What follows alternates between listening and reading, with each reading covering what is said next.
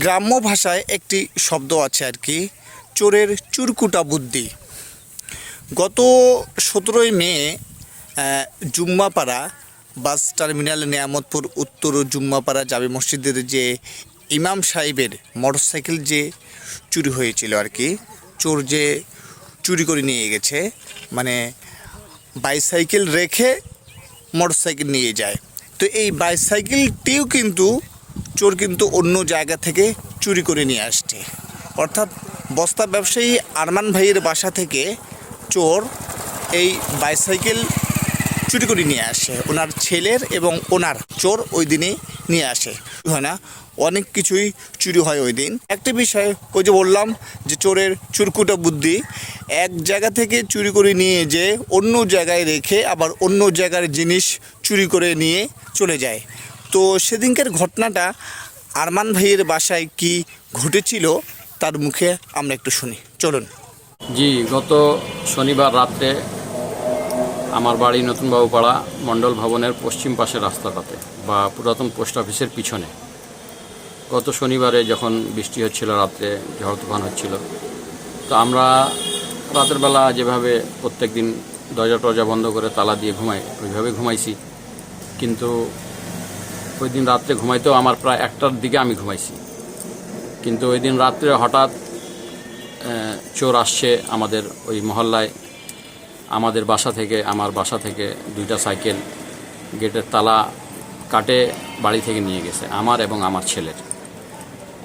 এবং আমাদের সামনের বাসা থেকে 2টা মোবাইল নিয়ে গেছে, জানলা থেকে খুলে ওদের দামি 2টা মোবাইল নিয়ে গেছে। তারপর আমাদের বাড়ির সামনে পিছন সাইডে ইঞ্জিনিয়ার সাহেবের বাসা, ওনার বাসা থেকেও দোতলা থেকে একটা মোবাইল নিয়ে গেছে ওই দিনই। তার আগে দিনের বেলায় জোহর থেকে আসর পর্যন্ত এই সময়টাতে এক বাড়িতে মেরাজুল মামা, উনি হজে গেছেন। তো ওনার বাড়িতে কেউ ছিলেন না, ওনার মেয়েরা রংপুরে গেছিলেন, তো ওনার বাড়ি বন্ধ ছিল। তো ওনার বাড়িতে তালা কেটে ওখান থেকেও গহনা টাকা পয়সা চুরি করছে। মানে গত শনিবারে আমাদের ওইদিকে ওই মহল্লাতে, আমাদের নতুন বাবুপাড়ায় মণ্ডল ভবনের ওই এলাকাটাতে ভালো ধরনের চুরি হয়েছে। এবং আমার মনে হয় এটা ছোটো মোটো চোর করে নাই, এটা যারা প্রফেশনাল, যারা এভাবে চুরি করে, এরাই করছে। তো এর আগেও আমার বাসা থেকে 1.5 বছর আগেও চুরি হয়েছে। এভাবে 2টা সাইকেল আমার বাসা থেকে ওয়াল টপকায় নিয়ে গেছে, আবার এদিন চুরি করছে। আসলে এটা তো হওয়াটা ঠিক না, আমাদের প্রশাসনিক দুর্বলতা আছে, যার কারণে আগে মহল্লায় পুলিশরা টহল দিত, তো চুরি কম হইতো। কিন্তু ইদানিং আবার চুরি অনেক বাড়ে গেছে, প্রতিটা মহল্লায় কম বেশি শোনা যাচ্ছে এই সাইডে চুরি হচ্ছে, ওই সাইডে চুরি হচ্ছে। তারপর আমি গতকালকে খবর পাইছি যে আমার সাইকেলটা টার্মিনাল জুম্মাপাড়ার ওখানে রাখা আছে মসজিদের কাছে। তো এক হুজুর যিনি যেনার মোটরসাইকেল চুরি হয়েছে, তিনি মোবাইলে আর কি উনি ছাড়ছেন এটা। তো আমি আমাদের আরেক হুজুর আমাকে জানাইছে যে এরকমভাবে ওনার ভিডিওটা দিয়ে, সাইকেলের ভিডিওটা এবং ওনার ভিডিওটা দিয়ে আমাকে বলতেছেন যে দেখো তো এই সাইকেলটা আপনার কিনা। তো আমি যখন ভিডিওটা দেখছি, তো হ্যাঁ দেখে বলছি যে হ্যাঁ এই সাইকেলটা আমারই। তো আমি বললাম যে কী হয়েছে, ঘটনা কি? তো বলতেছে যে জুম্মাপাড়া ইমাম সাহেব মোটরসাইকেলটা রাখে, উনি যখন মসজিদে ঢুকছেন তো 2জন সাইকেল নিয়ে ওই দিক থেকে যাচ্ছিল, ওনারা ভিডিওতে দেখছেন। তো সাইকেল 2টা আমারই। তো ওখানে সাইকেলটা রাখে, যখন দেখছে ওরা মোটরসাইকেল রাখা আছে, তো ওই সাইকেলটা, আমার সাইকেলটা রাখে এবং ওই হুজুরের মোটরসাইকেলটা নিয়ে গেছে।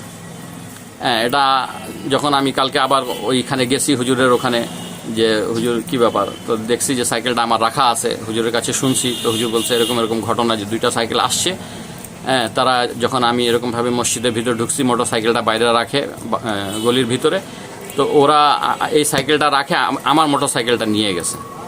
তো শুনে আমার মন খুব কষ্ট হয়েছে, খুব খারাপ লাগছে যে আসলে সাইকেল তো আমার নিয়েই চলে যাইতো, আমার কষ্ট হতো না।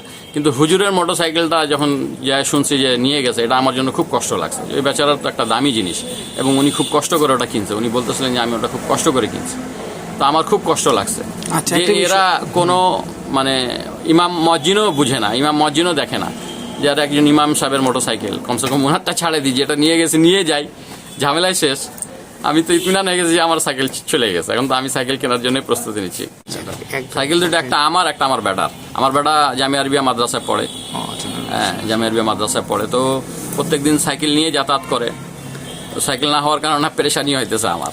আচ্ছা, আপনি কি এই বিষয়ে মানে থানায় কোনো অভিযোগ? না, থানায় আমরা কোনো অভিযোগ দিই না।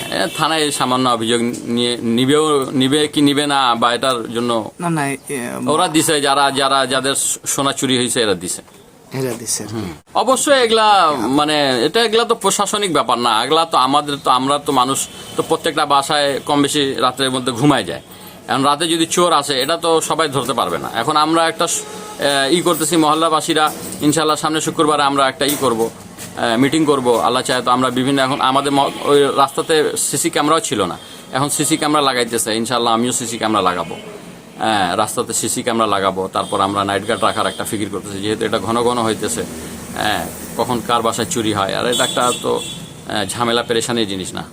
তো আমরা ইনশাল্লাহ শুক্রবারে আমাদের একটা মিটিং ডাকছি মহল্লায়, আশা করি ওই দিন আমরা নাইট গার্ড রাখার চেষ্টা করবো মহল্লায়।